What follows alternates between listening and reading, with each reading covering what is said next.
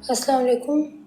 आज के लेक्चर में हम लोग डिस्कस करेंगे कम्युनिटी हेल्थ की जो सेकेंड ईयर की बुक है, और इसकी अगर हम डिवीजन देखें तो इसको हमने 4 ग्रुप्स में डिवाइड किया हुआ है, group A, group B, group C and group D. जो आज हम डिस्कस करने जा रहे हैं वो ग्रुप सी है, और ग्रुप सी का जो फर्स्ट चैप्टर है personal hygiene and factors. So let's get dive into it.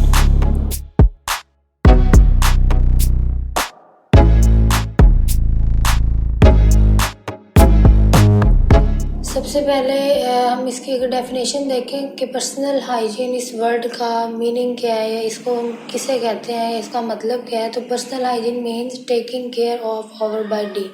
ये इतना ही सिंपल है, and our mind, so that we can achieve the highest possible level of health. Personal जो हाइजीन है, इससे मुराद ऐसी तमाम आदतें हैं जो हम अपनाते हैं, जो हमारे जहन के लिए और हमारे जिस्म के लिए ज़रूरी होती हैं, या उसकी सेहत का ख्याल रखते हैं। अच्छा, अब पर्सनल हाइजीन बहुत से लोगों को लगता है कि ये सिर्फ इसका नाम है कि हम नहा धो लें, साफ सुथरे रह लें तो हम ये हमारी पर्सनल हाइजीन है, जबकि the answer is no. Personal hygiene का हर चीज़ से डायरेक्टली कनेक्टेड है।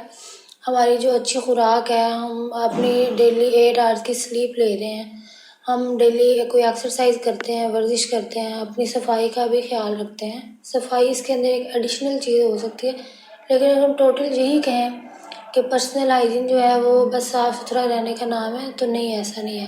पर्सनल हाइजीन में आपकी अच्छी खुराक, आपकी नींद, आपकी आदत, आपको कोई अच्छी सी हॉबी रखें, अपना जर्नल बनाएं, राइटिंग की आदत बनाएं, तो ये सारा कुछ एक पर्सनल हाइजीन में आ जाता है। अब इसकी डेफिनेशन होगी, भी इसके आगे हमने देखने के कौन कौन से फैक्टर्स होते हैं जो कि पर्सनल एक इंडिविजुअल की पर्सनल हाइजीन पे अफेक्ट होते हैं। तो इसकी अगर हम हेडिंग देखें तो सबसे पहले होती है उसकी हैबिट्स, उसकी आदत, कि उसके अंदर कौन कौन सी आते हैं। फिर दूसरा फैक्टर है क्लीनलीनेस, फिर उसकी स्लीप आ जाती है, फिर उसकी एक्सरसाइज आ जाती है, उसकी क्लॉथिंग आ जाती है, वो किस तरह के कपड़े पहन रहा है, उसकी ईटिंग हैबिट्स आ जाती हैं कि उसकी खाने की आदत कैसी हैं, स्मोकिंग आ जाती है, जिस तरह बहुत से लोग स्मोकिंग करते हैं। फिर उसकी फिजिक आती है कि यार वो ज़्यादा ओबीस, ज़्यादा हेल्दी तो नहीं है। फिर उसकी हेरिडिटी आती है। तो आगे हम इन सब हैबिट्स को वन बाय वन डिस्कस करते हैं। तो हैबिट का मतलब क्या होता है, आदत होती है, ठीक है, इसको सेकंड नेचर भी कहते हैं। तो बहुत से ये कहा भी जाता है कि जो एक बंदे की हैबिट या आदत बन जाती है वो बहुत मुश्किल से चेंज होती है, आया अगर वो अच्छी हैबिट है तो भी, अगर वो बुरी कोई भी हैबिट है तो भी। So habit is repeated behaviour that becomes a part of our nature. कोई भी ऐसा काम जो हम डेली बेसिस पे करते हैं या दिन में एक दफ़ा से भी ज़्यादा कर रहे हैं, तो वो हमारी हैबिट बन जाती है, हमारी आदत बन जाती है। तो habit also called second nature. अच्छा, अब इसके अंदर क्वेश्चन राइज होता है, why are habits important. So the जिस तरह कुछ गुड हैबिट्स होती हैं, कि गुड हैबिट्स इस तरह हमारी सेहत पे असरअंदाज होती हैं, हमारी जो हाइजीन में असरअंदाज होती हैं, कि वो इम्प्रूव करती हैं हमारी हेल्थ को। They improve our health, prevent diseases and make life discipline. जिस तरह अब किसी भी बंदे को ये आदत है कि वो सुबह जल्दी उठता है और फिर एक्सरसाइज करता है, तो जाहिर बात है ये वाली आदत उसकी डेली लाइफ में या उसकी ओवरऑल हेल्थ पे अच्छे ही इम्पैक्ट डालेगी ना। उसकी हेल्थ अच्छी होगी, अगर वो एक्सरसाइज करेगा तो वो डिजीज से बचा रहेगा। इसी तरह वो एक डिसिप्लिन लाइफ गुजारेगा। अब इसी तरह जो बैड हैबिट्स हैं उनका क्या इम्पैक्ट होता है। बुरी आदतें जो होती हैं, they cause illness, they cause reduce efficiency. बंदा जो है वो नील हो जाता है, वो बहुत ज़्यादा लेजी हो जाता है, और शॉर्ट एंड लाइफ एक्सपेक्टेंसी। उसकी आदत जो है वो मतलब उसकी आदतें ख़राब होना शुरू हो जाती हैं। जो ज़िंदगी की हम कह सकते हैं कि जो स्पैन है वो कम होना शुरू हो जाता है। अब इसकी एग्जांपल्स हम अगर देखें कि गुड और बैड हैबिट्स के एग्जांपल क्या हैं, तो गुड हैबिट्स में आ जाती हैं कि अगर किसी बंदे की अगर सिर्फ एक छोटी सी हैबिट भी अपना ले कि वो सुबह उठे, उसका सबसे पहला काम हो कि ही और she should brush teeth. So brushing teeth एक गुड हैबिट हो सकती है, वॉशिंग हैंड्स गुड हैबिट हो सकती है, या फिर एक्सरसाइजिंग। इसी तरह कुछ एग्जांपल्स हैं बैड हैबिट्स की, जिस तरह कुछ लोग हैं उनका स्मोकिंग है, eating a lot of junk food and sleeping late, जो कि हमारी जनरेशन का बहुत बड़ा अलमिया है, ठीक है। इसी तरह अगर हम देखें कि ईटिंग एंड ड्रिंकिंग, ठीक है, हेल्थी ईटिंग जो है वो एसेंशियल है, ज़रूरी है हमारी हेल्थ को करने के लिए। ये हमारे ब्रेन को भी जो है फुल रखती है। If we eat too fast, इस तरह खाने का रूल होता है ना, कि जिस तरह कहते हैं कि वी शुड ड्रिंक और फूड, मतलब हमें अपने खाने को इतना ज़्यादा चबाना चाहिए, वो इतना स्लाइमी हो कि वो ड्रिंकेबल हो। सो अगर हम बहुत ज़्यादा फास्ट खाना खाएंगे, उसको अच्छे से नहीं चबाएंगे, तो वो हम बहुत ज़्यादा ओवर ईट भी करेंगे और वो हमारी सेहत के लिए बहुत ज़्यादा नुकसानदेह भी होगा। इसी तरह हेल्दी जो ईटिंग है उसके कुछ रूल्स हैं। Wait for true appetite, appetite कहते हैं भूख को। इसका मतलब है कि तब तक खाना ना खाएं जब तक आपको मुकम्मल तौर पे एक अच्छी भूख नहीं लगी हुई। ऐसे ही ना हो कि मतलब बस आप जंकिंग करते रहें, कुछ भी नहीं दी, मतलब कोई और काम नहीं है तो आप कुछ भी खाना शुरू कर दें, तो वो अच्छी हैबिट नहीं होगी। इसी तरह ईट मील्स एट रेगुलर टाइम, रोज़ाना एक मुकर्ररा वक्त पर खाना खाएं। ये नहीं कि आप एक दिन 5 बजे खा रहे हैं, अगले दिन रात को 12 बजे खा रहे हैं, तो अपने एक मुकर्ररा वक्त पर खाना खाएं। इसी तरह है कि ईट बैलेंस्ड फूड, वो ग़िज़ाएँ खाएं जो आपके जिस्म की ज़रूरत पूरी करे। जिस तरह अब हमारी फूड में मोस्टली सिर्फ जो है वो कार्ब का पोर्शन होता है, कार्ब मीन कार्बोहाइड्रेट, लेकिन हमारे जो खाना है उसके अंदर प्रोटीन का पोर्शन बहुत कम होता है। तो हमें बैलेंस्ड खाना खाना चाहिए जिसके अंदर प्रोटीन का पोर्शन हो, कार्बोहाइड्रेट का पोर्शन हो। बाकी वाइटामिन जो जिंक है, जिस तरह स्पिनच खानी चाहिए, ग्रीन सब्जियां खानी चाहिए जो कि हमारी ओवरऑल हेल्थ को इम्प्रूव करें, हमारी डाइट में जितने भी न्यूट्रिएंट्स हैं वो हमारे पूरे हों। अच्छा, उसके जो 4 पॉइंट है कि च्यू फूड प्रॉपर्ली, च्यू कहते हैं चबाना को। हम अपने खाने को अच्छे तरीके से चबाएं ताकि वो हमें अच्छे तरीके से हजम भी हो जाए और हमें हमारे स्टमक को बहुत ज़्यादा वो तगो ना करनी पड़े हमारे खाने को हजम करने में। हमने उसको बहुत अच्छे से चबाया हुआ हो और वो हजम बहुत अच्छे से हो जाए। डोंट swallow क्विकली, swallow कहते हैं निगलने को। अपने खाने को जल्दी जल्दी नहीं निगलना चाहिए, बल्कि उसको आराम से अपने स्टमक में लेके जाना चाहिए ताकि कोई इशू ना हो।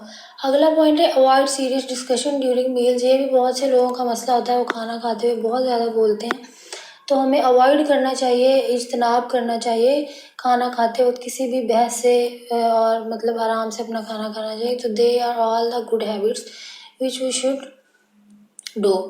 अच्छा, eat in a pleasant environment, हमें एक अच्छे माहौल में खाना खाना चाहिए। अच्छा, तो ये सारी जो हमने ऊपर पॉइंट्स पढ़े हैं खाना खाने को लेके, ये एक गुड हैबिट्स हैं और ये अगर हम अपनाएं तो ये हमारी अच्छी हाइजीन में काउंट होते हैं। अब जो अगला पॉइंट है वो है स्मोकिंग।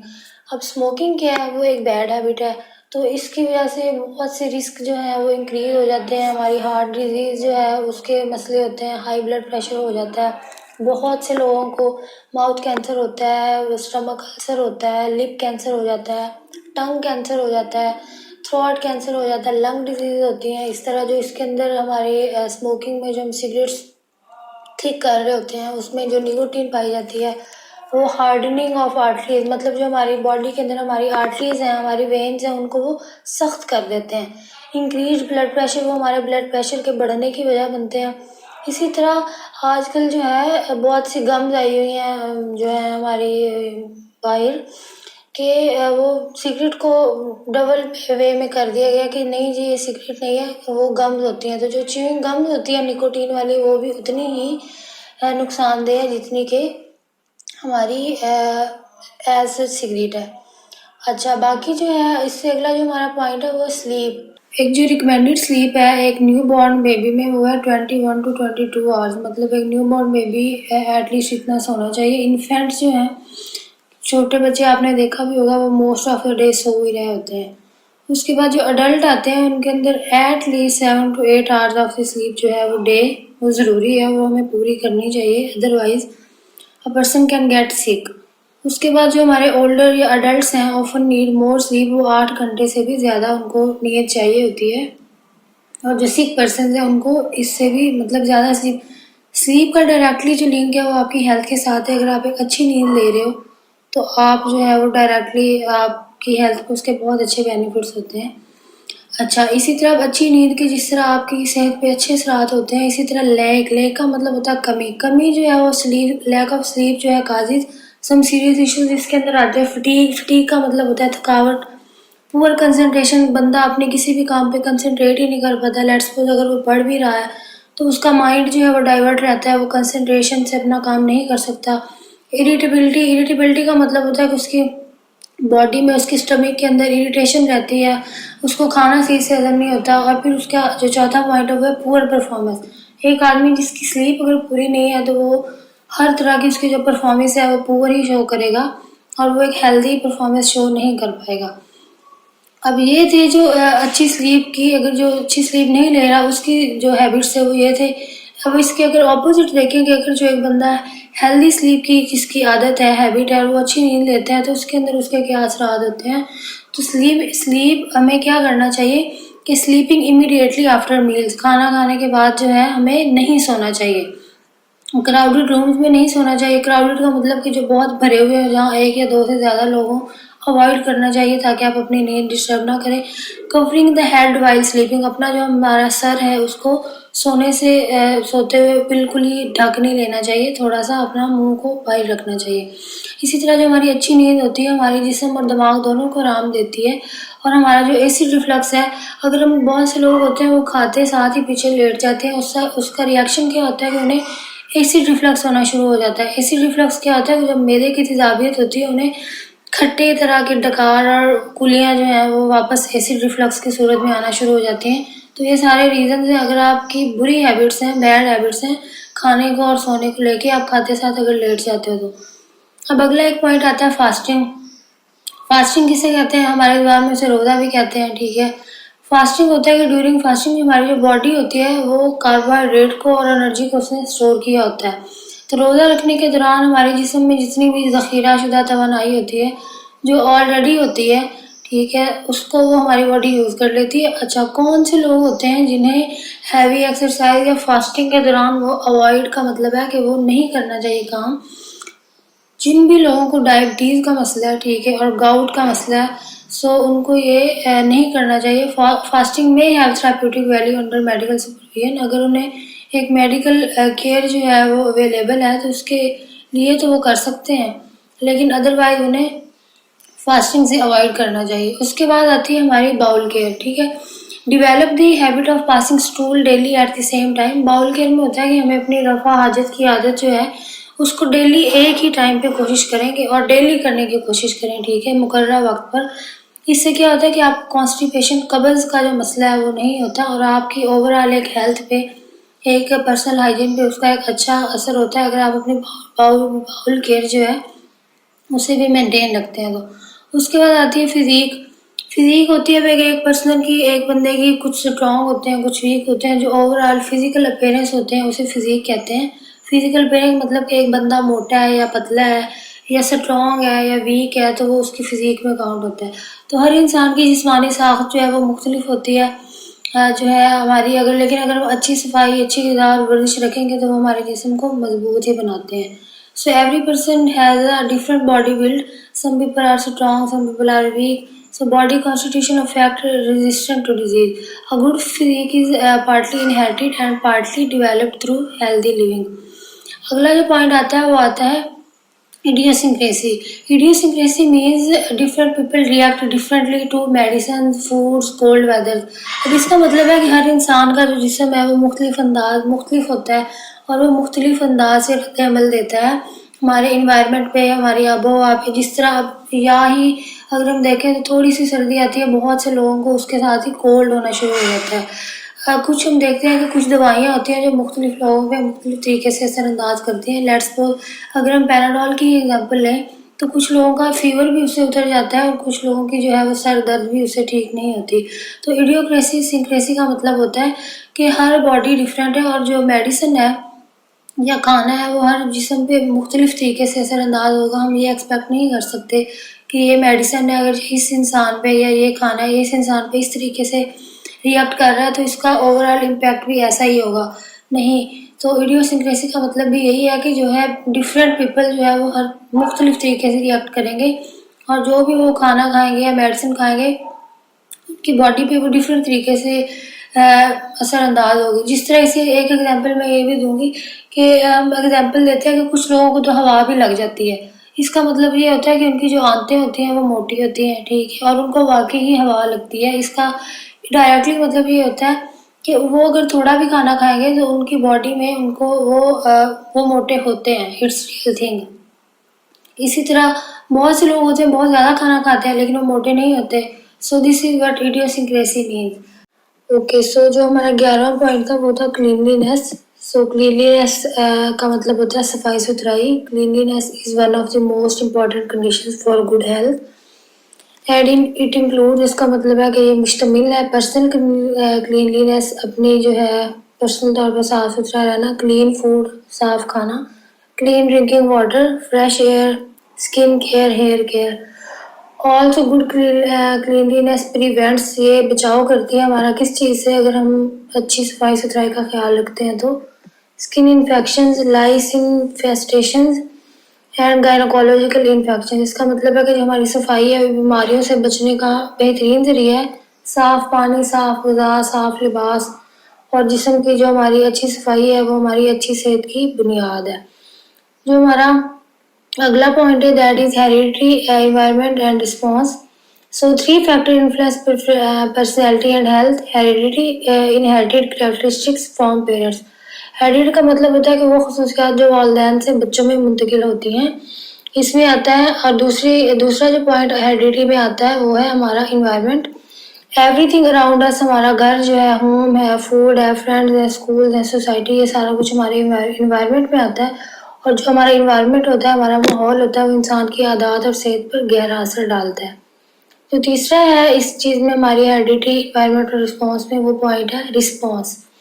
रिस्पॉन्स होता है कि how a person react to his environment, मतलब कि कोई भी इंसान किस तरीके से किसी चीज़ पे रिएक्ट करता है, या वो किसी भी पॉजिटिव वे में या नेगेटिव वे में, या वो अपने माहौल में किस तरीके से अपना रद्द-ए-अमल जो है वो ज़ाहिर करता है।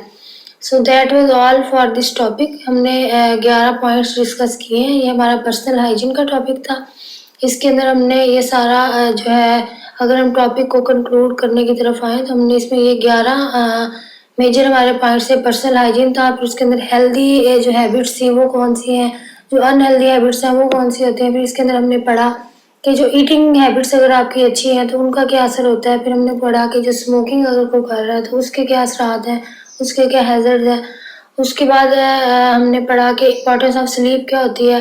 फिर हमने फास्टिंग का पॉइंट पढ़ा। फिर हमने बॉयल केयर का पॉइंट पढ़ा।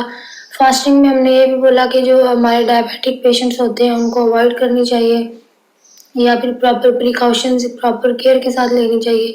फिर हमने फिजिक का पॉइंट पढ़ा। फिर हमने कि किस तरह एक बंदे की जो सेहत है, अगर वो वीक है तो वो किस तरह फूड पे या माहौल पे असरअंदाज होता है, या अगर वो स्ट्रॉन्ग है तो उस पर क्या असरात होते हैं। फिर इस तरह हमने इडियोसिंक्रेसी पढ़ा कि फिर उसके बाद हमने क्लीनलीनेस पढ़ा। और ये जो लास्ट पॉइंट अभी हमने पढ़े हेरिडिटी एंड इन्वायरमेंट, फिर इसके बाद हमने ये पढ़ा। अच्छा, अब ये टॉपिक हमारा कंप्लीट हो गया। अब हमने ये देखना है कि इसके अंदर से हमारे कौन से लॉन्ग और शॉर्ट क्वेश्चन बन सकते हैं।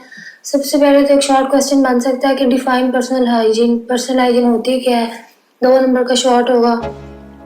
फिर उसके बाद इसमें बहुत से शॉर्ट क्वेश्चन बन सकते हैं, जिस तरह right importance of sleep, what is physique, physique किसे कहते हैं, या डिफाइन इडियोसिंक्रेसी वो किसे कहते हैं, या एक सिंपल क्वेश्चन आ जाता है कि व्हाट इज हेरिडिटी, और write the harmful effects of smoking, और write 5 rules of healthy eating. तो ये सारे हमारे शॉर्ट क्वेश्चन हैं। जो लॉन्ग क्वेश्चन इस टॉपिक में से बन सकते हैं वो 4 हैं, और उनमें से जो पहला है वो ये है कि explain personal hygiene and factor for which individuals are responsible. उसके अंदर आप पर्सनल हाइजीन की डेफिनेशन लिखोगे, और ये जो हमने 11 फैक्टर पढ़े हैं इनमें से आप इसमें से जो लिखने होंगे वो लॉन्ग के मार्क्स के हिसाब से आप लिखोगे। फिर उसके बाद अगला क्वेश्चन इसमें लॉन्ग बन सकता है वो ये है कि discuss healthy eating habits in detail, या फिर इसमें एक लॉन्ग क्वेश्चन बन सकता है कि explain the harmful effects of smoking. एक और लॉन्ग क्वेश्चन इसमें बन सकता है वो ये है कि explain the importance of sleep and cleanliness in maintaining a good health. So that was it for this topic. I love